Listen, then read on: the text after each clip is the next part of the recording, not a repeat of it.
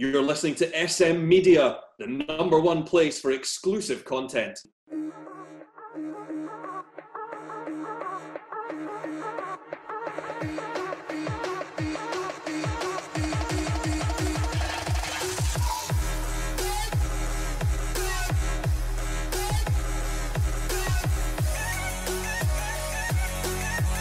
Hi everyone and welcome to the latest edition of the Scottish Football Show right here on SM Media. I'm Scott McPike. It's an absolute pleasure to be your host as always. We've got a busy show lined up. We've got a full squad in tonight, obviously after a wee while off, but we had to bring him back after yesterday's shenanigans. We're delighted to welcome back Mark Wilson. Mark, how have you been? It's been a long time since you've been on. Yes, I was getting a bit of personal abuse on my social media pages about avoiding the fiasco at Kilmarnock Football Club, but I thought I'd better come on and speak on behalf of the fans today after a fantastic weekend of cup football. Yeah, I know, we'll get into that later on. Wilson's got a wee bit of a smile on his face tonight. Well, delighted to welcome back after his debut last week. We're delighted to welcome back Lewis Walker. Lewis, a pleasure to welcome you on. Thanks for joining us. Cheers for having me again, Scott. Absolute pleasure. Looking forward to this one. And we're delighted to be joined by, making his debut on the show, Bobby Nwanze. Bobby, it's a pleasure to welcome you on. Thanks for joining us. Thank you for joining me. And by the way, excellent pronunciation, Scott. I know, I was excellent pronunciation. I'm delighted with that, aye. Oh, mate, I'm delighted as well, mate. First attempt, yeah. I'll just call you Bobby. Bobby Madden. Chances.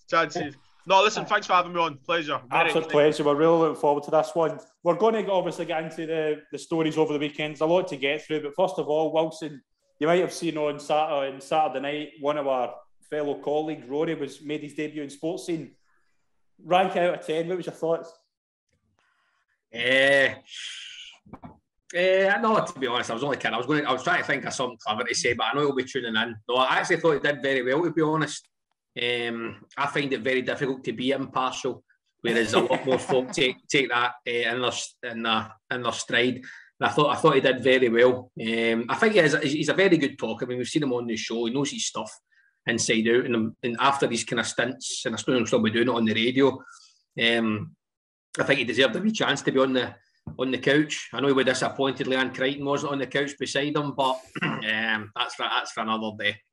Yeah, definitely. Best, obviously brilliant for Rory getting on Sports Scene as well, presenting himself well. Good partnership with James McFadden as well. They both were very, very good on the television together. Let's get into the action. Obviously, it's been a busy weekend. We'll start with the game today. Celtic won the League Cup final. 2 goals from Kyogo Furuhashi after Paul Hanlon gave Hibs the lead. Wilson, obviously your smile is hard to contain.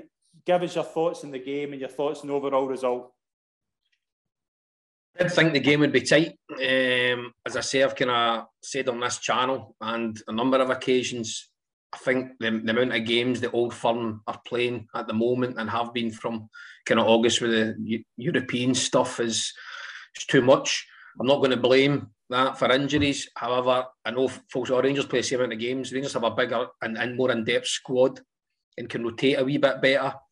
I think Rangers have got now a wee bit of a buzz back in terms of the new managers coming in. They were still winning games, but I don't think performances were exactly setting the hair on fire. But now, obviously, got a wee spring in their step with Van Bronckhorst, who's done very well, since he came in. But today's game, I thought the first half was poor. I don't think created many chances. It was a wee bit kind of punt and hunt at times. I sometimes think Celtic overpass. However, saying that, the second half started, electric. I think you always need a goal in the game. And I actually thought when Hibs had scored, I can always think, you need to try and reply within the next 5-10 minutes. And I actually think if the game had went on longer and longer, I think Celtic were kind of devoid of ideas a wee bit. Again, I think Celtic have some outstanding players in Rogic, McGregor, Kyogo, but again, I'm looking at some of the kind of guys that have been brought in, like Mikey Johnson again, totally disappointed. Every time I've seen him, he disappoints me. See when he got the ball, was it hard to work out what he was going to do? I don't think he knew either. I mean, he seemed to cut in an awful lot, didn't he? I know it's hard for the guy. He kind of flirted in and out the team, and Brendan Rodgers was there. Obviously, he's had a lot of injuries. But he's one of these guys, he's probably, if you're going to play sevens with your mates, he's the first pick. But I don't know if he has a position that he can play consistently and play consistently well. I don't think he has that kind of extra step, just to take on your fullback and put a ball in the box. I don't know if he can maybe cope as a number 10 because he has got good feet. And, he's a wee bit of creativity. But if you're asking me, do I want Mikey Johnston or Tom Rogic? I know who I want. So some players flat to deceive. I was a wee bit kind of nervy watching Joe Hart's kicking again. I don't think has, especially from a pass back. He looks a bag of nerves sometimes, but he pulls off the save in the last minute. But as I say, I think all in all, I think Celtic deserve to win. I don't think many folk can dispute that. Although Hibs probably had that kind of better chance late in the game, which we'll probably speak about, which could have been a penalty, or they've hit the post, Hanlon's blazed it over the bar. But I think all in all, from a neutral's point of view, you're wanting a bit of a spectacle. Now, you guys are all far too young, but I grew up when it was the Skull Cup final. It was called the Skull Cup final. And for a long time, it always seemed to be Rangers and Aberdeen in the finals. And it was always like 3-2 or, and great games and red cards and flashpoints, etc. Today's game, it was a wee bit like the coverage from Premier Sports, if I'm honest, pretty poor overall, But as I say, I think Celtic probably edged it and probably deserve to win the cup. Lewis, obviously it's a big win for Postacoglou's first trophy as Celtic manager. Probably came out earlier than a lot of people were thinking it would. What was your overall thoughts? Were you surprised by how the game went? Obviously Furuhashi coming to Celtic's aid with the big game mentality that you can already see he has. I think that was a massive boost for Celtic getting into the game. There was obviously a bit of talk whether he was going to be fit or not. That's a bonus to the team as soon as he lines up in the team sheet, and obviously Hibs seeing him as well, that's going to lower their confidence going into the game and their chances. But I think Celtic just about edged it, their experience in kind of cup finals, although I think only 3 of the players that have been part of that team that won 4 trebles in a row were playing today. So like that kind of spine that Postacoglou's now had to install, it's a different experience for a lot of the players, and they've handled it really well. I mean, to get that first trophy under the belt, a lot of the players and that new manager, I mean, what a lift that's going to give them as well for going in after the winter. Well, going into the Old Firm as well on the 2nd of January, then going in after the winter break to kick on the second half of the season. But you just seen the difference that Kyogo made, and it's 2 brilliant instinctive finishes. And when you've seen Hibs going up, you think, oh, here we go. Like Hanlon obviously gets the header then. But I mean, it's an instant reply from Celtic, which is obviously flattened Hibs straight away, and then they've just went on, kicked on. Hibs could obviously nicked stopping towards the end. We talked about the penalty claim and the save from Hart and stuff. So I think Celtic just about edged it, and congratulations to them. Yeah, definitely. It's obviously a massive boost for Postacoglu. Bobby, what was your overall thoughts in the game? Were you kind of surprised at how the game went as a whole? To be honest, looking at both teams, the way they both played this season, okay, I think Hibs Cup final was against Rangers, personally. I think Celtic, you can see what Ange is trying to do. And I think coming into this game, the Kyogo situation with fitness of some players and stuff, personally, I think it was mind games. I think we've seen managers do this before with their star players, or we don't know if he's going to play. And then he's out there kicking a ball, do you know what I mean? Running, sprinting. So fair play to them. I was actually quite disappointed. I was saying to you guys off there, I was actually quite disappointed on the display, because I'm thinking this is an advert of half of Edinburgh, half of Glasgow. And, I'm thinking, is this what they've got to offer? Listen, Hibs go up, and typical Hibs fashion, they concede straight away. I don't think anyone was surprised in that. I think with Hibs will be very disappointed. But yeah, what Lewis said previously, I agree with him and I echo it. But I just think that there's a lot of work to be done for both teams. Good luck to whoever takes the Hibs job, because it seems like a bit of a poisonous chalice, that one. With Ange, listen, it's tough going in after what Brendan done. I'll be very partial here. What Brendan done, good for Scottish football, good for Celtic, but as you know, new eras has to be started with Ange, and I think with Ange that he's got to instruct a new winning mentality, and what I would add to that is that, if you manage Celtic or Rangers, you have to win. That's it. You know, you have to win. And it's installing this mentality to the young players and stuff. This is not your youth game, you know, like as in you've got 60,000 plus people cheering you on to win. So look, fair play to them. You know, they've went and done that. However, Aberdeen and Rangers, I don't think they'll be worried. I've got to be honest. I don't think they're worried. I mean, I've got to say Starkveld, I mean, if I'm pronouncing it right, how he is a centre-back at that club. Well, I hope he stays there personally, don't get me wrong. But yeah, I mean, we're looking at that and, you know, you're looking at Paul Hanlon's display and you're thinking, you know, Starkveld could easily be the player playing for Hibs and Hanlon could easily be the player playing for Celtic. But it is what it is. But yeah, just to conclude, he's won a trophy. It might help them psychology going forward. So yeah, congrats to them.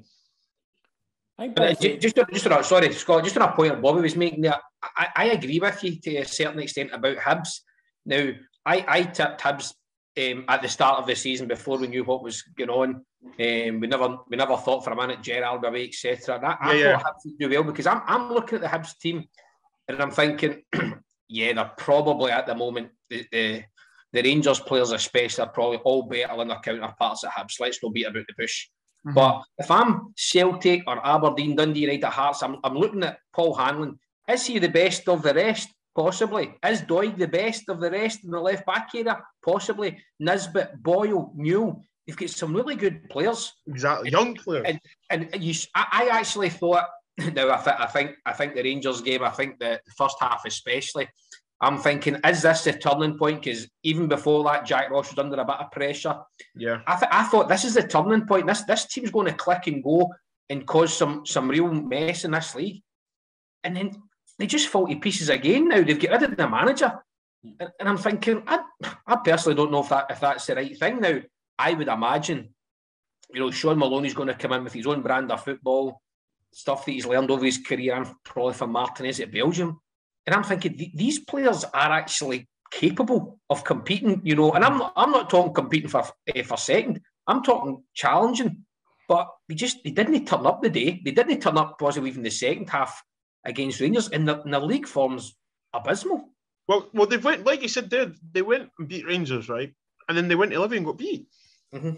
Like, how is that possible? And they have some very good. And again, if you're looking from the outside in, like we are, you know, I'm thinking, you know, and I saw actually, I forget who it was in the BBC last night. Maybe James in fact, maybe Stephen Thompson. Maybe Stephen Thompson actually said it in the afternoon one. He's saying, well, Jack Ross had the same record as Thomas Courts. He likes to be called. Sorry, Thomas, if you're watching. And you know, he hasn't been sacked or questioned for the sack. But I'm thinking, you know, but Hibs, in my opinion, have better players than Dundee United. But do you think the hierarchy at Hibs, right? And I was going to tweet this. Actually, I did, then I deleted it because I thought I would probably get a lot of flack. But I'm going to say this now, actually. I personally think Hibs' hierarchy are a little bit arrogant. And I think they are better institutionally and as a team as a whole, better than what the players and the form replicates. Because I'm with you, right? Thomas Court, Jack Ross. Now, your man's just got you into a cup final. Livingston this season is a tough place to go. You know, they defend very well. Celtic have not beat them in how many years? Rangers went there, struggled. Yes, they won, but they struggled. And you get beat 1-0, okay? And then you sack them. Now, sorry? Brilliant football club. I said this on the show, and I think Aberdeen are the same. You know, look, I thought Derek McInnes was a great, you know, done a great job at Aberdeen. And then all of a sudden, let's go in a different direction. I know it's new money and new chairman, etc. You know, it's your money, do what you like. But I think Hibs see, well, we've probably roughly, if not slightly less, the same budget as Aberdeen. Why are we not getting to cup finals every year, finishing third every year? I think Hibs think that as well. And I think with that Hibs squad, again, I think Jack Ross has underachieved with those players. Yeah. You know, but going back to that, I mean, I've got a lot of love for Craig Samson and David Gray, who took the team today. But I feel they can give a hell of a lot more than they showed today.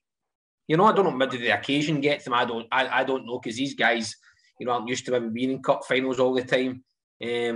But I felt for Hibs fans, I think a wee bit short-changed today, because I felt they could have had the better, and especially, and they did well, to be fair, when Starfelt made the kind of first error not going for the header. You know, Nisbet thought, here we go, this is it. And if they were going to score, it was going to come from Starfelt's I think Nisbet's fell off a cliff recently. I was going to mention Nisbet there. I was like, when you look at Hibs, you would say, you compare it like Aberdeen stuff, they want to be like the best of the rest. I mean, they got to the Scottish Cup final last year, they beat St Johnstone. But they've got the players, but at the moment, and Ross obviously hasn't been able to do it. Maloney, seems like it's going to be him. He's going to have the challenge of getting the best of the players, but the likes here, Nisbet, he's going to need to get back scoring goals for them, because we know how good a player he is. I mean, he's been in the Scotland squad. He scored for Scotland that game against Holland, that friendly. They've got capable players, but they're not showing it, are they? Yeah. Do you think it's the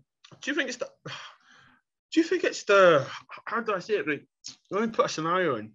They're at Hibs, right? And this is not to degrade Hibernian, but at Rangers and Celtic, if you have a bad game, you're dropped.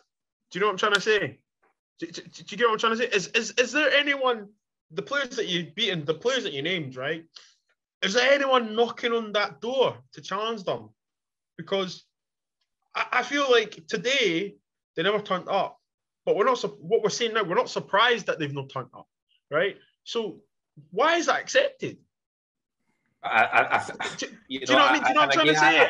I think that's like most teams, though. You know, you have and affect your best 11. You know, and I think for you know, and see, to be fair, I think the old firms like that as well. I mean, not with the last couple of seasons, you know, or the last season that Eduardo was here. You know, there were some of the old firm games and he just didn't want to be there, but they kept him on for the full game because, you know, there was nothing else.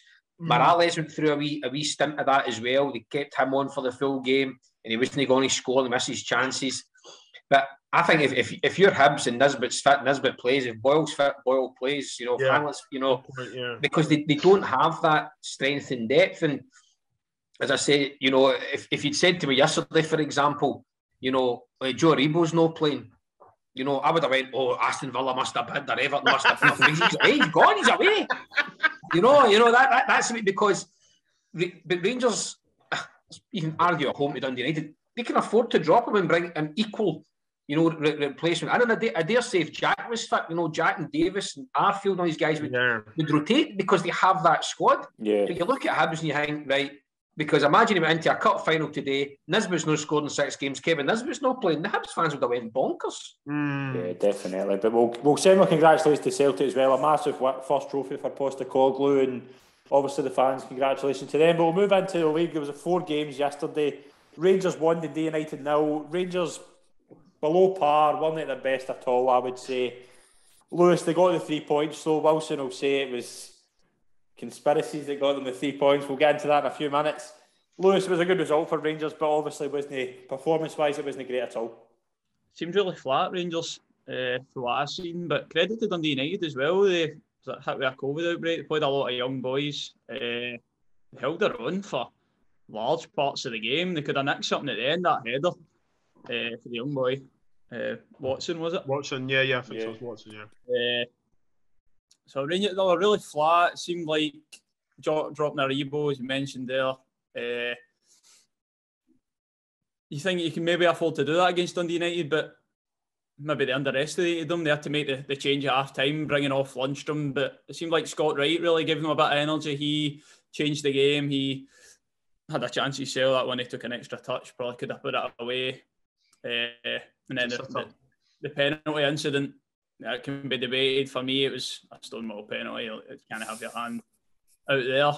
But when you look at it, it's just another 3 points for Rangers. They've had to dig deep. They've done it again. They'll be really happy, especially with Celtic not in league duty this weekend, and they've stretched that gap. They'll have that game in hand, which you fully expect them to bring it back to 4 points. But flat Rangers, Van Bronckhorst came out and said it himself. He wasn't happy with performance, but they got the result.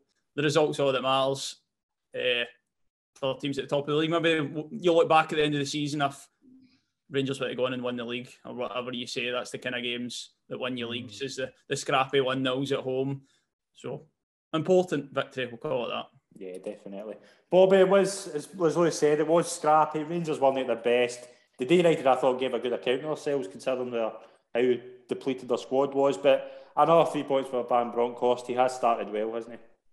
Listen, do you know what? I think it probably couldn't have went any better for Gio, as in winning results-wise.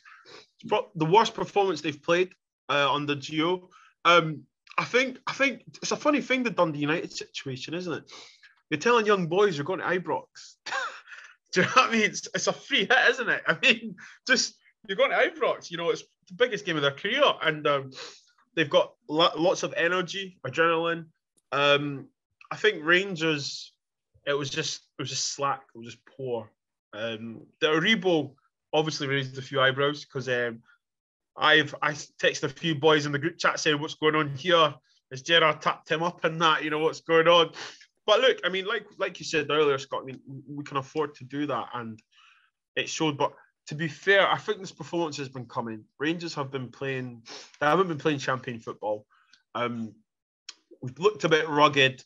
However, champions, when you're playing bad and you're able to still win, it's a great sign.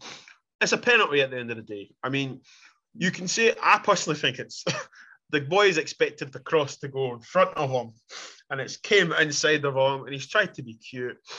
Listen, the conspiracy and the agendas will forever run on social media, but, you know, I could tell you about a soft egg or a hard egg. Listen, it's a penalty. And look, Tavernier still got to score it, to be honest. You know, he still got to score it. Dundee, yes, could have nicked it. But, you know, Dundee United went to Celtic Park and drew 1-1. Do you know what I mean? Yeah. Listen, they went to Tynecastle. Okay, they got beat 5-2, but I was at that game. And I'll tell you what, it's mental how they didn't come away with something like that. So, listen, I don't think Thomas will be too disappointed on the performance, because obviously he had some youngsters. He should be proud, actually, in the way they conducted themselves. With Rangers, the performance level can only go up now. You know, I hope Morelos is coming out of his rut, because he's not been doing the business yet. But Aribo's the main man right now. I don't know the situation where he was dropped. I don't know if you guys noticed. It was my understanding as it was because if Aribo was to be booked, I think he was a booking away from a suspension. Oh, I got you. And if he was booked yesterday, he would miss the Celtic game, I think, is the answer. Okay. Fair play to Jude, then it's obviously worked off. But did you guys notice the tactical change earlier on? I saw he played Tavernier as a centre back, and then maybe 20 minutes in, he shifted him to back to right back and put Patterson at left. Yeah, so I think what it was, what's the boy's name? Is it Nicky Clark? Is that the boy's Nicky Clark, centre forward? So Dundee, they normally play one up front, and they went two up top, and then he quickly changed it. I thought that was very coy from Thomas Coates, you know, to actually be like, just go and attack them. Because to be honest, I was thinking to myself, if you look at across Rangers back four, it's Tav and Goldson who have been the shaky ones. And to have them at centre back, Thomas has probably thought, let's just get at them. But no, you know, all in all, to conclude, I think it's a poor performance. 1-0, clean sheet at home, 3 points. You know, no one's gonna remember that game. You know, Yeah. do you know what I mean? So it's done. It's done. Yeah. We go forward. Wilson, sorry, be partial. Wilson, it's a 1-0 victory for Rangers. A Tavernier penalty. Give us your thoughts. That was good because the SFA posted that before the game, what the result would be, as we're well used to that lot in the refereeing decisions. But again, just a touching on a point that Bobby said about the kind of the change in the switch and where Tavernier was playing. I think this is where there'll be trouble at Ibrox soon, because I don't think Nathan Patterson's going to stick around if he's not playing week in, week out. Now, at the moment, you would possibly say he's Steve Clarke's number one choice. There's the potential, the World Cup, playoff games coming up. There's obviously going to be Euros to play, or the Nations League, etc. I don't know if he's playing bit parts, 20 minutes here and there, then Steve Clarke's thinking, he is going to be my number one. Now, not for me, not in my opinion, but Ralston's playing right back. Apart from today, he's played most games. He's done okay. I don't think he's as good a player as Nathan Patterson. Let me say that first. I don't think Stephen O'Donnell is either. But Stephen O'Donnell, Tony Ralston play every single week. And I don't know if Tavernier and Nathan Patterson can fit into that back four. Now, I know he's tried playing Patterson one up. In my opinion, didn't work. Tavernier is never a centre-half in a million years. Okay. And I don't think Patterson's going to be comfortable playing left-back because I thought Patterson we're absolutely blessed with having Andy Robertson and Kieran Tierney. So I think this will be the first kind of sticky one for me for Van Bronckhorst's reign. As I say, under Gerrard, they were winning most weeks and not playing particularly well. The last 5 or 6 games, sometimes they've been really, really good to watch. Yesterday didn't play well, but won the game thanks to the referee. But I think this will be the first kind of test that Van Bronckhorst will come up with off the pitch, because I think you'd be daft to think there wouldn't be potential suitors for the likes of Aribo and Patterson. But the Patterson one for me, I think it's going to be a tough call. Are they going to sell him? Because I think they will get a decent amount of money for the boy. And as I say, that's the interesting one for me because I think he's tried playing both. He's then moved Tavernier into centre-half. It didn't really work. So he's trying to force it, isn't it? It's trying to force it. And I think, look, you look at Tab, right? And I think, I personally think Tab's crossing ability is dead ball specialist. I think that's the only thing that edges him over Patterson, if I'm honest. That's the only thing that edges him over Patterson. And you could say his experience and stuff, but, that's debatable. However, you're right, because it's going to come to a point where, listen, you can't play both of them. One has to play and one can't. Mm-hmm. So you either ask yourself, do you wind down Tavernier's career or you sell Patterson? And I think for me, it's got to be the initial one for the future of the club, to be honest. But then on that, Bobby, though, what age is Tavernier? 31, 30? Yeah. I think it's something like that. Right, so he could probably play, let's say, another 4 years. Yeah, 4 seasons, yeah. So if they decide to let him wind down and sell Patterson, right? What if they decide, well, let's keep Tavernier on the bench and play Patterson? A Premier League club can just, come in and then they've kind of lost both in effect.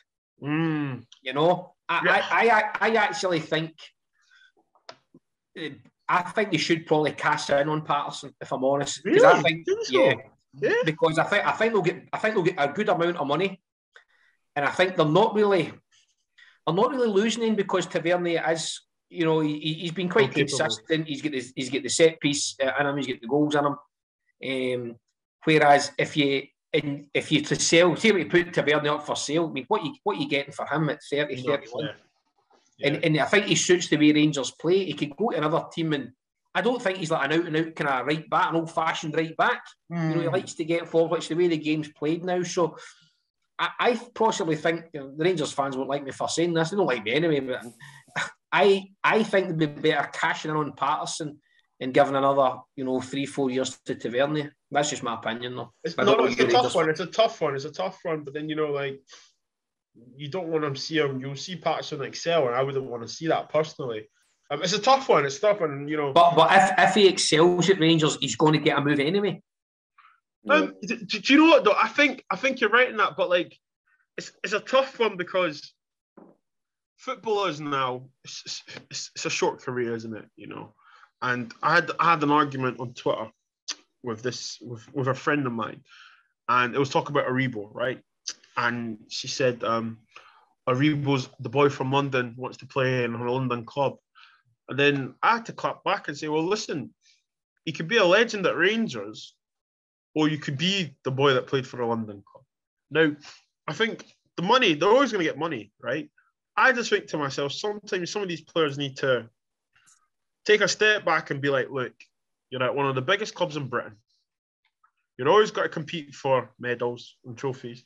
You'll always be in Europe every year. If you go to down south, what are you really doing there besides making a lot of money? I think the thing with that is, though, is that we've seen it with so many players. Aribo come up here to gain experience?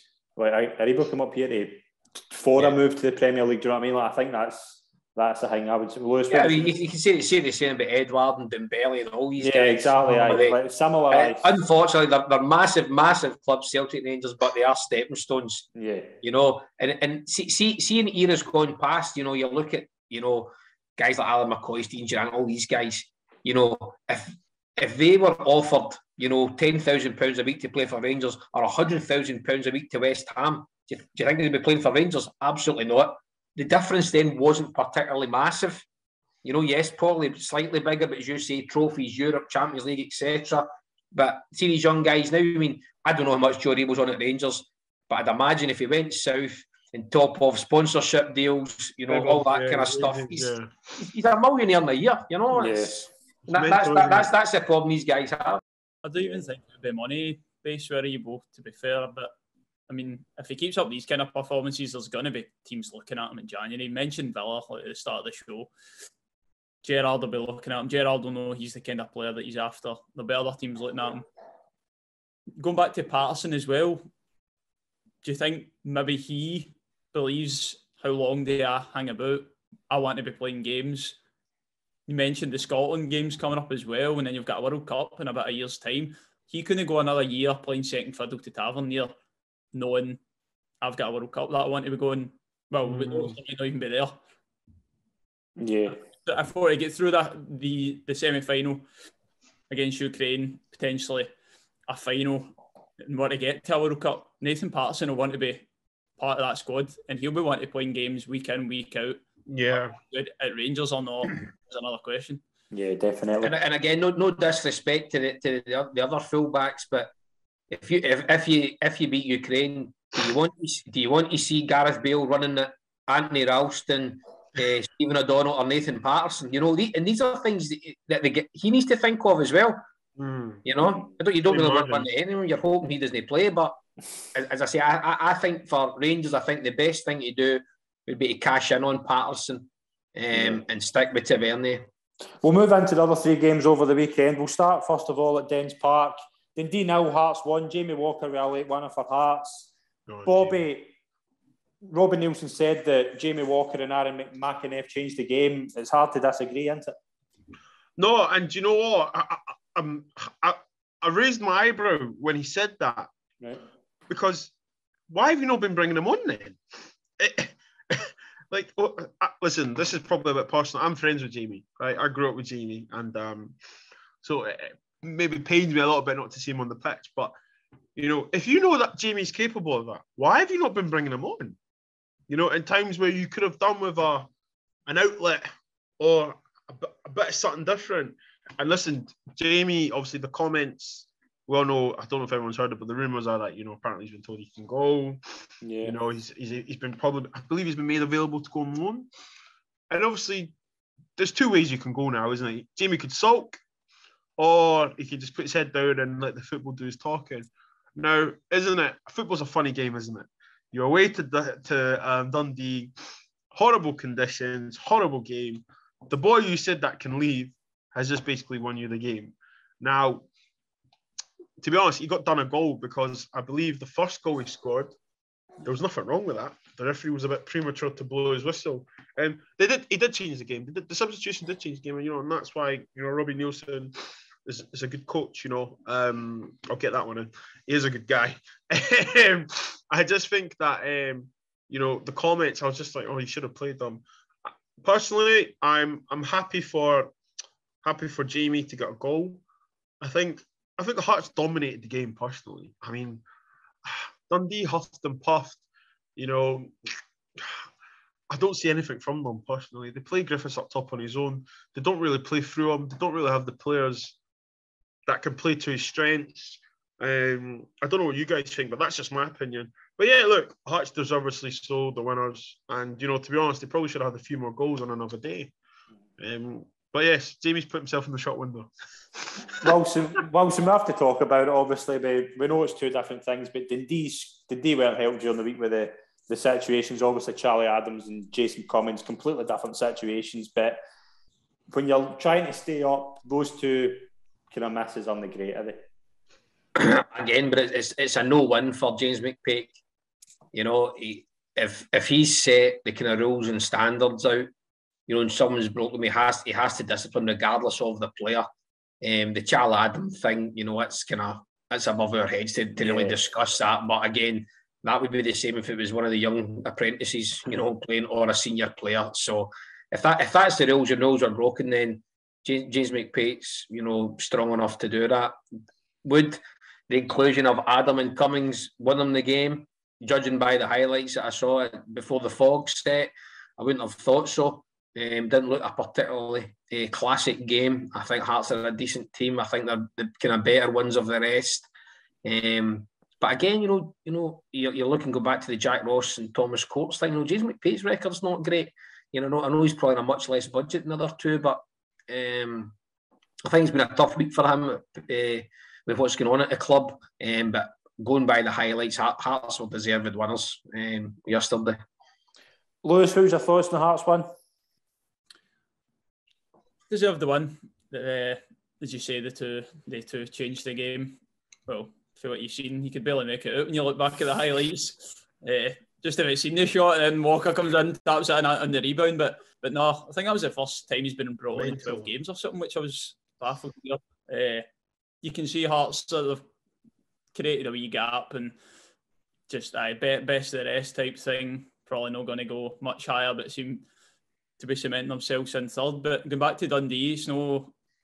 We were talking on last week's show about are they going to have the kind of firepower to stay up. They scored a couple of goals last week at Ross County, but there you go. There's one. Talk about the firepower, the goals. You've got your Cummings, your Griffiths, but there you go. One of your players has done his sort of the team disciplinary. I mean, it's just not helping them, is it, in a situation like that? Yeah, definitely. It's just the last thing we need. It's silly though, isn't it? Is it not? Do you know? I was at Open Goal, right? And I never realised the situation. Obviously, you imagine the group chats have went crazy.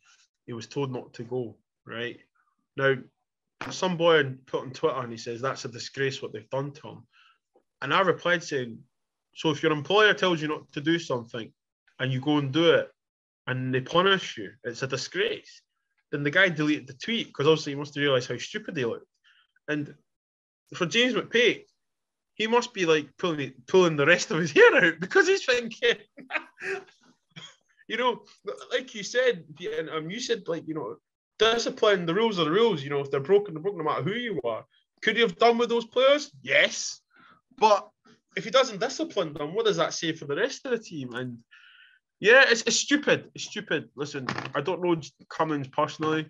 I know we have mutual friends and stuff, but what I've been told is just that he was going to do whatever he wanted. And for me, I think it's just silly. These boys have got a chance to play professional football week in, week out. It's a short career. Why would you do anything to dilute that or to diminish, you know, your reputation? I don't know. We'll move into Motherwell 2, St Johnstone now. Motherwell go fourth in the league. The St Johnstone, though, 5 defeats in a row. Not great for them. Wilson, I'll come to you. You're a very outspoken person when it comes to St Johnstone. But first of all, Motherwell are sitting fourth there, doing pretty decent, isn't they? Yeah, Motherwell have improved. I think the partnership of Van Veen and Tony Watt is bearing fruition. Although I didn't realise that through the week that he'd rejected a new contract. Now again, for Tony Watt, I put in the same bracket as Jason Cummings. You know, I think they could find a club, be happy, settle down and do their best there. Do you think his situation is similar to maybe Lafferty's when he was at Hearts? Like, he always has a wee bit in the back of his head that he could see himself maybe going back to a big club, like a bigger club than Motherwell. Obviously, now I, to be honest, I mean, nothing against Tony Watt. I think he's done really well at Motherwell. But I would be amazed if 4 championship teams in England are looking at Tony Watt. I don't think he offers, you know, anything better than some of the guys down there. Now, again, if it's a move, you know, for money, then fair enough, he's entitled to do that. But I just think sometimes you find a club and it's a fit. He's been at a good few teams. I think he's been abroad as well. A wee bit like kind of Killie and Sheridan as well. You know, he never found a happy place where he done tremendously well. So I find that a strange one anyway. He seems to be doing really well at Motherwell. Motherwell have picked up. as I say, the battle for third and fourth well and truly on. Good, two good goals. Played for the boy Cornelius with a great touch and finish for the first, and Van Veen showed a lot of composure for the second. But again, I think it was Rory that touched on this maybe 3 or 4 weeks ago. St Johnstone are in free fall, and it must be worrying times. Actually, saw the interviews in Sports Scene, and Callum Davison looked a bit dishevelled, a bit kind of pressure's getting to him. Obviously, that wonderful first season there, but now it's time he needs to kind of answer his critics now, because they'll not be long him if they stay bottom of the league. Lewis, what was your thoughts on the Motherwell's win? Were you surprised to see them kind of going fourth? Very impressed with Motherwell yesterday. Excellent, 2 good goals. As you said there, the Watt situation maybe wouldn't have helped him. I was surprised to hear that as well, because he seems to be doing quite well this season, Tony Watt, but you can't really see him going down. And if it was to be like a championship team, you just can't. I don't really see that happening, or him bettering his career. I don't see him going in and scoring goals like in a championship side. I think he should be settled at Motherwell, and that is a place for his career to kind of kick-start again. But no, they were really good, but worrying times for St Johnstone. Really, really poor. I think they had 1 shot on target or something yesterday. They're not scoring goals, they're leaking goals. I like Davison as a manager, but he's got a big job in his hands. They've got a massive game during the week, a big 6-pointer. So that's them solely at the bottom of the league now. But the game Wednesday night is huge for them. And how much time does he get to try and turn things around there? Because they were not good yesterday. Motherwell thoroughly deserved the win, in my opinion. Bobby, Motherwell obviously a 2-0 win, but we'll bring in another game over the weekend as well. Livy won, Ross County won, Livingston got a late equaliser for Oberley, second game in a row. What was your overall thoughts on both the games? Are there any kind of shocks there? I was actually quite surprised. Well, listen, the boys scored an absolute peach, hasn't he? The boys put in the top bins. Do you know what I mean? No one's saving that. I was actually quite surprised in the way Livy played, actually. I thought they were a bit slack. They looked a bit off it, to be honest. Looked like they'd been out the night before, personally. They just weren't following runners. They weren't tracking people. It literally felt, even when you watch the highlights, it literally felt it was the back four against County, to be honest, because they were always attacking them. But Livy have got this thing, never say die. That's twice now they've done another late goal. Like I said, Livy's always a hard place to go and stuff. But listen, Big I.O., listen, great guy. I'm happy for him. I think he's an idiot for taking his top off, but anyway. Do you know what I mean? But listen, he's probably went for the emotions. I'm happy for him because obviously he's back in the team now. I feel sorry for Ross County. I do, because they can't buy a win. Do you know what I mean? They're very unlucky. Their performances haven't deserved them. Yeah, exactly. They're very unfortunate, but they've just got to keep knocking on. Listen, I mean, it's probably done them a favour that St Johnstone's got beat anyway, but to conclude, I think a point each was probably a fair result on the basis of the whole game. On the basis of the whole game, yeah. Lewis, Livingston won, Ross County won. What was your thoughts? I thought Livingston probably just about deserved something maybe from their second half performance. County, we mentioned there, I think Mackay's got them. They're not a bad outfit. They're playing okay, but the results just aren't quite matching. I mean, they'll feel like a defeat losing a goal that late on. Jason Holt could have won it with the last kick, cut the top of the bar. I mean, that would have been a real sickener, trip back up to Dingwall, losing 2 goals in the last 2 minutes, essentially. But County, they're down there, but they're definitely capable of climbing up the league. You can go back and I mentioned that game during the week to come for them with St Johnstone. It's going to be massive, even at this early stage. But Livingston, could say it's a positive result for them, especially after that first half performance, but they definitely improved, and on the back of 2 wins, it creates a wee gap as well with the teams kind of below them, 5-point gap or something like that. So, yeah, it's positive signs for them as well. Yeah, definitely. Let's get into the Championship. Wilson, only one place to start, isn't there? Yeah, as I said before, a few weeks ago when I was on, I'd mentioned that the fans were starting to get on Tommy Wright's back, etc. Results weren't good. Performances were even worse. There was reports of a kind of incidents at the Wraith Rovers game where they were saying for him to leave or resign or whatever, and he was allegedly cupping his ears or whatever it was he was doing. Now, there's only one winner from then on in. Again, very strange to do it after a game's abandoned with the fog. If we maybe lost it in Fairmont or the game had finished then. But it was inevitable, it was coming. When the fans aren't happy, they're going to voice their concerns. And unfortunately, Kilmarnock's not a club where, they'll still fill the stadium every week, even if the manager's not flavour of the month or whatever. But it's been coming. And as I say, and I had a discussion with Rory about this on this channel. I wasn't in favour of the appointment in the first place, and that's easy to say that now. But I understood the appointment because they wanted kind of tried and tested to get them up at the first attempt. He's signed probably every one of those players that's playing, apart from maybe Chris Burke, and Chris Burke seems to be the only one that's doing all his Shaw kind of flits in and out of games. If there's going to be a goal, it's usually him. I know it was a penalty yesterday, but performances have been really poor. That's four losses at home. Right. 4 points in 24 games against the top five, the teams in the top five. That's why. Exactly. And I sometimes, and again, and I hate to say these things, but we were obviously spoiled under Steve Clarke. We're never ever going to reach those heights for a long time. But that's what I was going to say to you as well. But Tommy Wright was brought in to keep Kilmarnock in the league. Yeah, that didn't work. Yes, it didn't work. Now you could argue that he held on. Should Tommy Wright have got the chance to get them back into the Premier League, or should they have went for the accept? Tommy Wright's not done the job he was required. Do we go younger? Do we bring somebody else in? Do we completely freshen up? Because Tommy Wright freshened up that squad. Obviously not. He probably forced on him, obviously, but it needed to be a complete. That was a failure. Yeah. It was a failure. It was a. He didn't do what was asked. Now you can look back to the episodes with Dyer. Did they keep Alex Dyer on too long? Yeah. When Tommy Wright came in, as I say, I understood the appointment. They wanted a bit of experience. Can he keep us up? Because he did that at St Johnstone for a long time and was successful with them. Tommy Wright failed to win in his first 5 games, so there's another 15 points straight after Alex Dyer.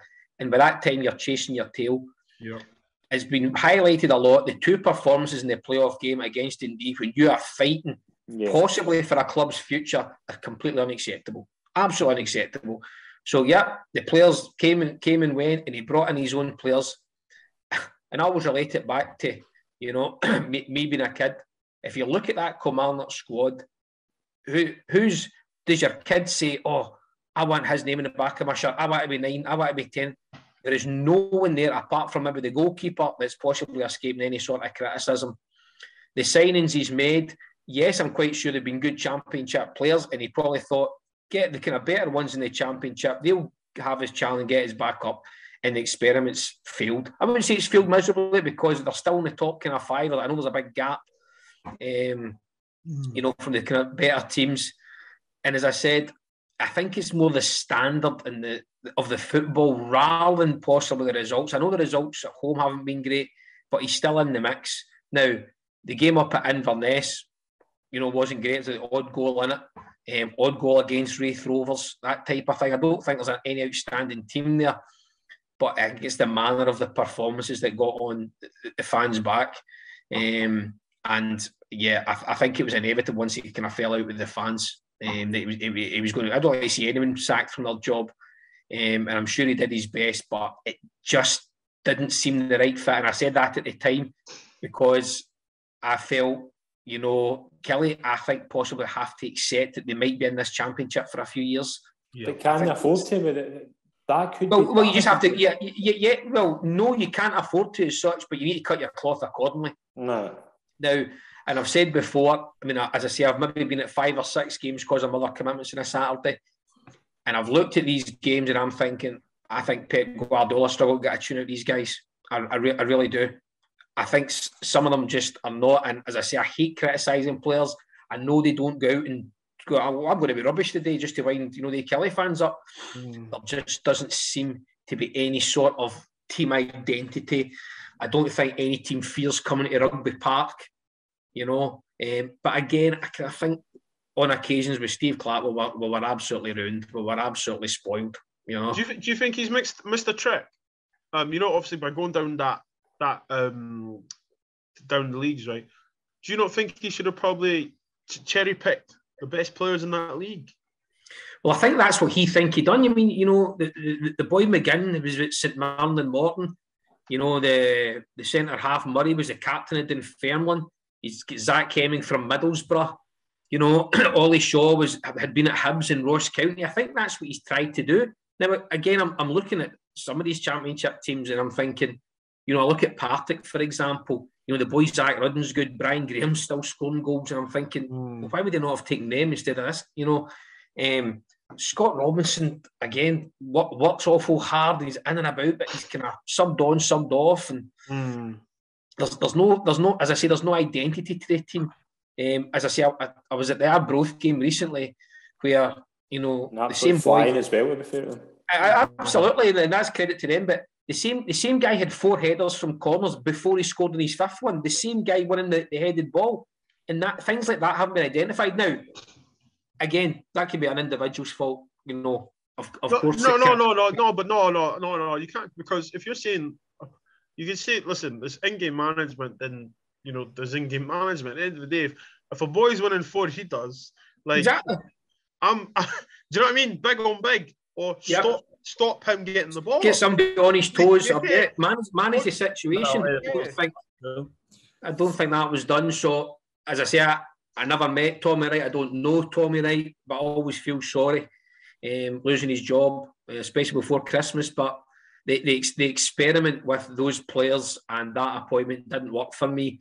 Now, again, what I'll touch on, the guys can discuss if they like, is I possibly think Killie might go down the same route again. That's what I was going to ask you. I don't think halfway through a season or whatever it is, they can afford to go down and do a Sean Maloney experiment or a Kevin Thompson experiment, a young guy.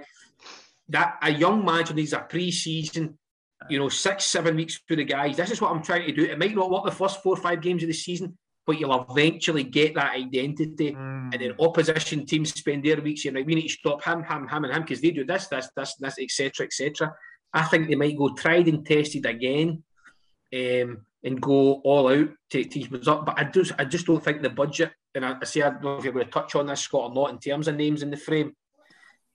I just unfortunately think where Kilmarnock are at the moment, I don't think we can attract a Jack Ross, Neil Lennon, Derek McInnes. I think they're bigger.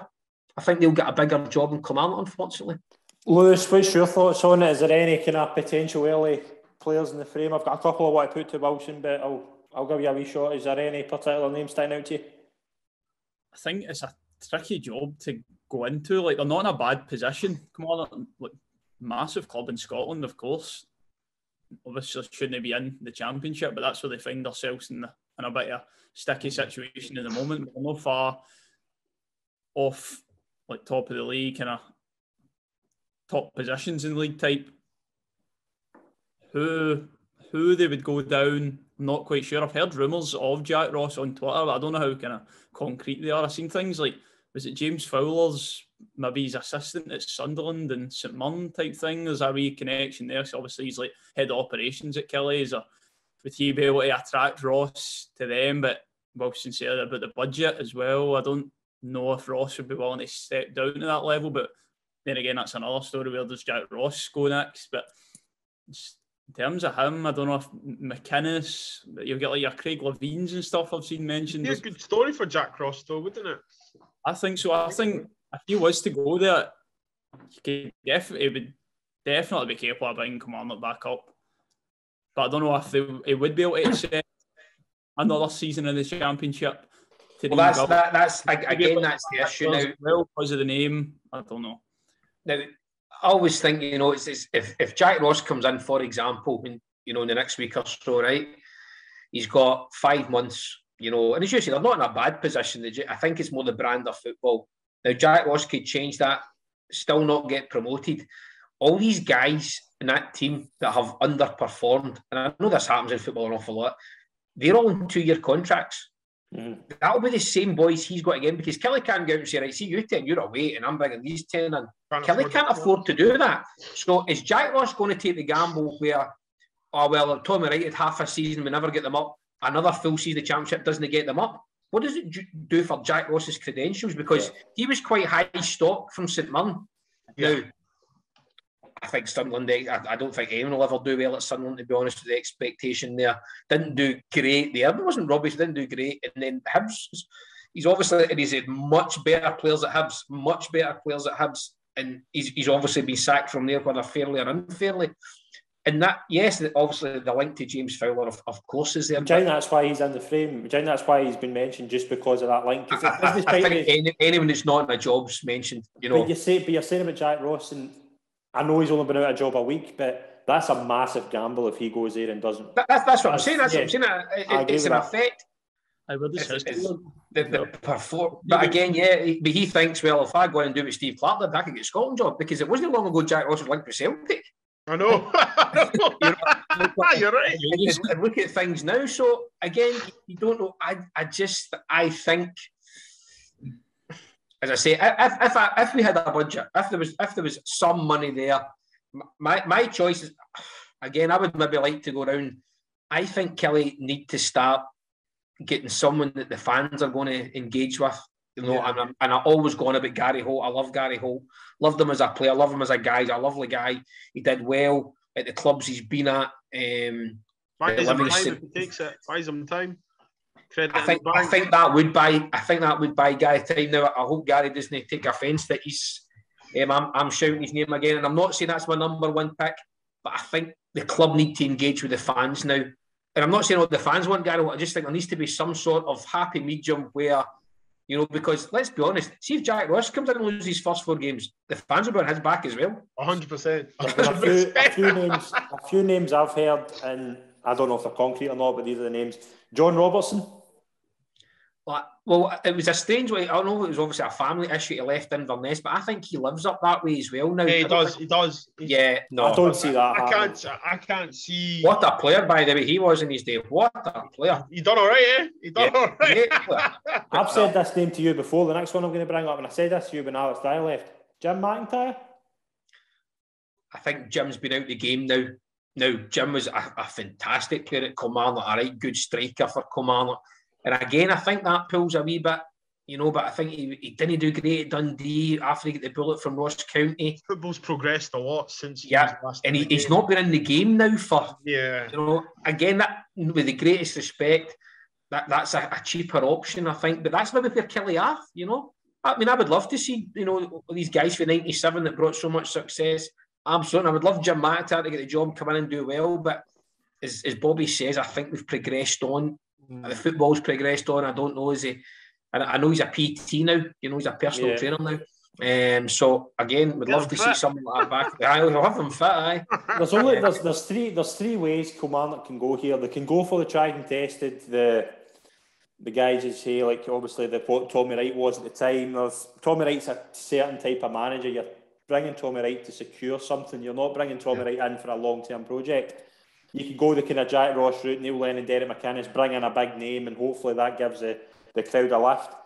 Or do you go the route of maybe going to maybe like a League One, League Two, and guys that are kind of cutting up there, like Stuart Petrie, obviously Montrose is doing a good job.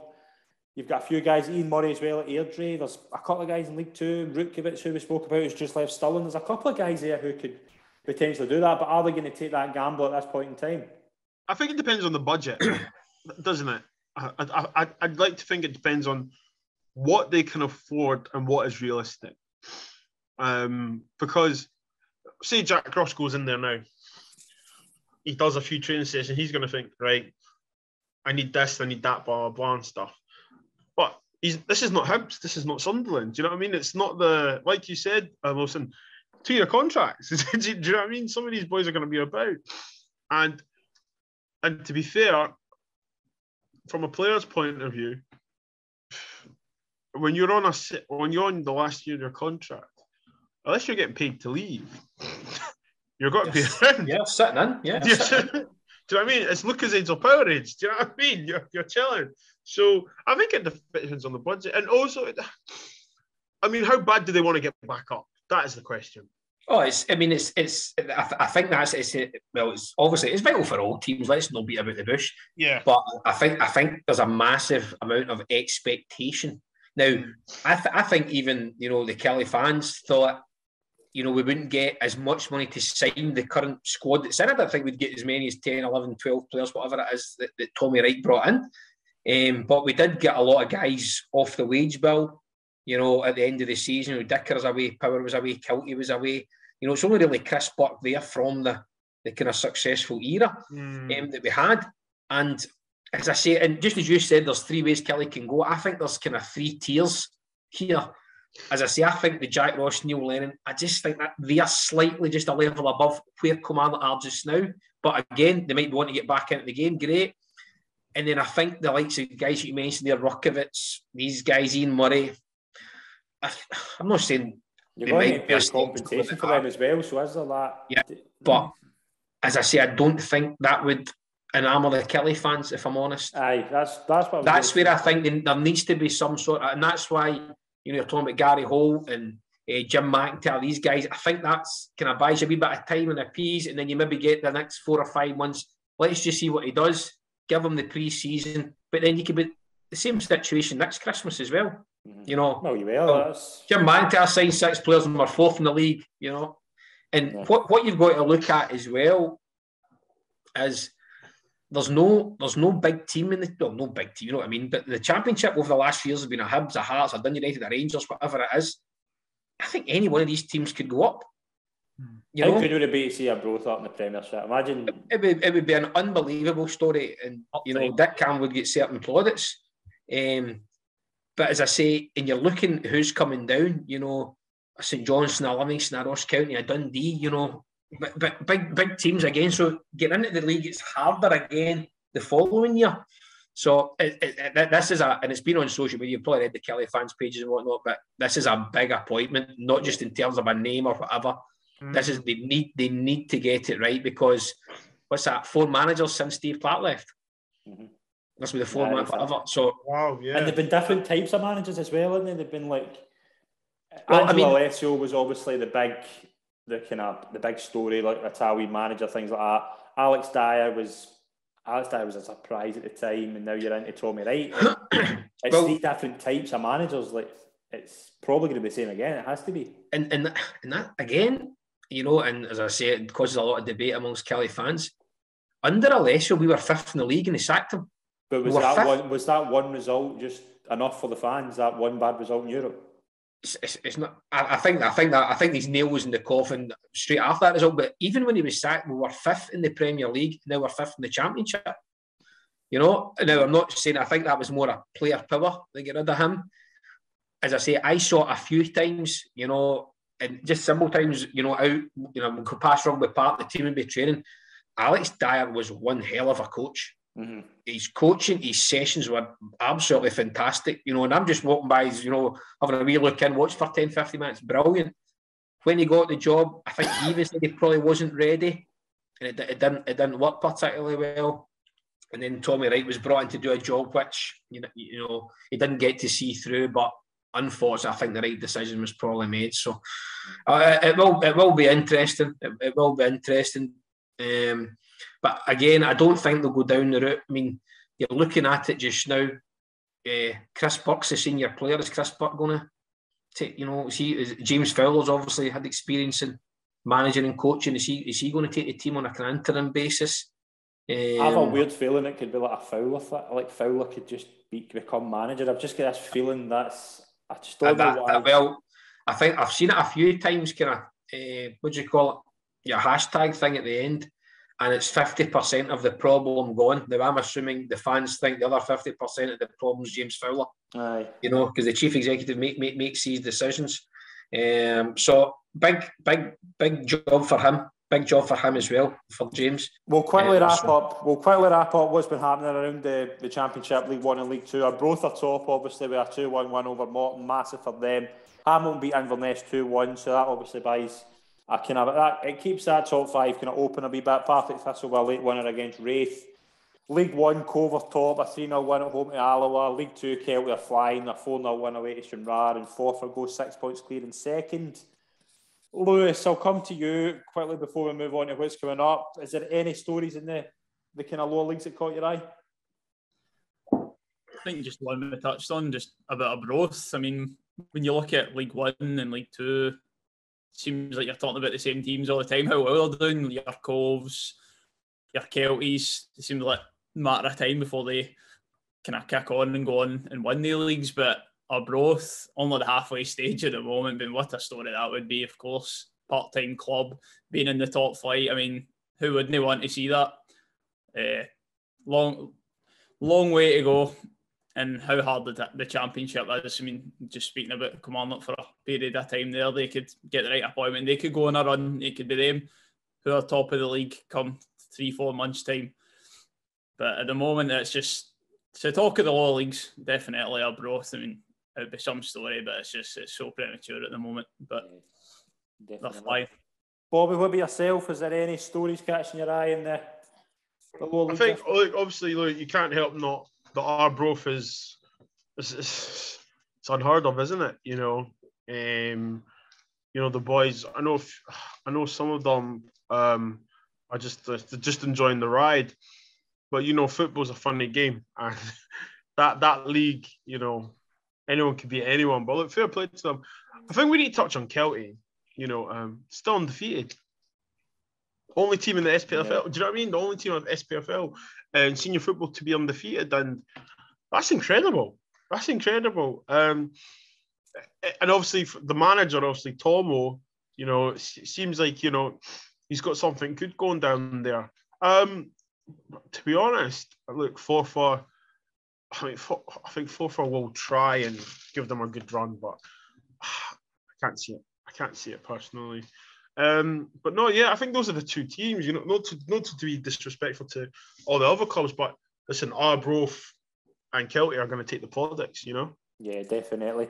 Finally, about the last wee minute in the show before we wrap up, we've got 3 Premiership games this on Wednesday. Hibs versus Aberdeen, St Johnstone take on Ross County, and St Mirren versus Celtic. Wilson, finally, before we end the show, what is your thoughts on those 3 games? Is there anything going to catch your eye this weekend? Well, I hope these games go ahead. I know there's obviously different protocols and restrictions and all that. And I know, again, St Mirren have been hit quite hard, but let's hope everyone's safe and well and the games actually go ahead and the fans can get to, but we don't know. Massive games, always sometimes think, St Mirren could suffer, Celtic could suffer a bit of a kind of cup final hangover. The games are coming thick and fast. Jim Goodwin's I always think one result away if he'd be under a bit of pressure as well. I know he's highly regarded at St Mirren, but I think he's always one result away. Hibs Aberdeen as well. Again, is Maloney, who we're led to believe is he going to be in charge of the team for them? He'll probably have a day at the most with the players. I imagine he'll be off tomorrow. Do you think he'd want to take the Aberdeen game? I don't know. I genuinely don't know. Usually you would think, right, well, the cup final's out the way, you start first thing Monday morning. Yeah. But as I say, they might go in for a loosener tomorrow, train Tuesday. But he's not going to get any sort of ideas. I mean, I still imagine David Gray and Craig Samstick will be in the dugout come Wednesday, even with him or not. But that's a big game. That's a big game. And what was the other one? Ross County, St Johnstone. St Johnstone, Ross County, a massive. Johnstone, Ross County. Massive that's game. Interesting as well. We're getting to that kind of stage now. Is it 6 pointers we're talking? Yeah, as I say, Malky Mackay's done quite well recently. But as I've seen, and as I say, it would be amazing. It really would. But are St Johnstone ready to pull the trigger? As I say, it was incredible first season last season, and now because another defeat is another 3 points, and gone away. When do you act? And as I say, it would be amazing, if they stayed in this form, and he wasn't, But as I say, maybe last season will keep him in. But very, very big games. You want some winners? I'll go Tell you what, I'll go 3 draws. There you go. There's your coupon for this week, Bobby. Get a tenner on that, son. Lewis, just quickly, give us 3 predictions for the games over the midweek. I think Celtic win comfortably. I don't think there'll be any problems there. I don't know if Pause will still be out all that. I think they'll comfortably beat St Mirren. Hibs Aberdeen's a tough one to call. I think if Maloney's there, I don't know if they'll get the kind of new manager bounce. Is it too early for that type thing? I think that'll be close. Maybe a draw, a 1 each there. The other one, is it St Johnstone? They're at home at Ross County? St Johnstone at home at Ross County. That's hard to call. That game could honestly go either way. I actually think St Johnstone could turn up and sneak that, maybe 1-0. Bobby, what we got? Three games this midweek. What's your thoughts? I think, do you know what, to be honest with you, I think I was looking at the table as we were talking for the next fixtures. St Johnstone at home, and I think the fans will just get behind them. The last game before Christmas, God willing, they all go ahead, you know. I think St Johnstone will probably nick it by 1. Hibs, I can see Hibs going on a bad run now, if I'm honest. Just because Maloney's going to come in, right? In the semi-final. Well, that as well. No, do you know what it is? We've seen this before with Hibs, right? You know, they get to a cup final, don't win, and then the results start to go down in the performances. And, you know, we touched on all the players and stuff. And if those players don't play, Hibs don't normally win. And I think Maloney's going to come in with a certain way of trying to play. There's going to be that little period. Do they get the manager bounce? I don't think so, personally. We'll see. But I think Aberdeen will get 3 points there. St Mirren, Celtic, look, I personally think this is a formative win for Celtic. They'll be high on the buzz, you know, psychology, mentality. They'll be like, let's kick on now. I'm going for a St Mirren win. Good call there, big call, but it's going to be another interesting midweek. Obviously, games are coming thick and fast. We will hopefully be doing another show later on this week to cover those games and obviously preview the busy Christmas period. We'll have more information on that during the week. We are going to wrap up the show there. Thanks very much to Wilson, as always, for coming on the show. Thanks, Kincaid. Just one wee last bit, and the boys will enjoy this. Yesterday was my first viewing of one of our guests, Mark Shankland, and his Auckland Extra. That was the game I took in yesterday. As I say, it was my second game, my first and last after watching him yesterday. So I hope he's recovering well, and I'll tie up with him this week. Brilliant. Lewis, Bobby, it's been an absolute pleasure to be both on. Thanks very much indeed for coming on. Listen, thank you so much. I've had so much fun. Listen, please, if you need someone else to come on, please hit me up. Absolute pleasure. Looking forward to seeing you on again. Lewis, pleasure as always. Thanks very much, mate. I really enjoyed that. Thanks very much to everyone that's tuned in. Please subscribe to our podcast and YouTube channels and follow us on social media. Thanks very much, everyone. See you soon. Cheers.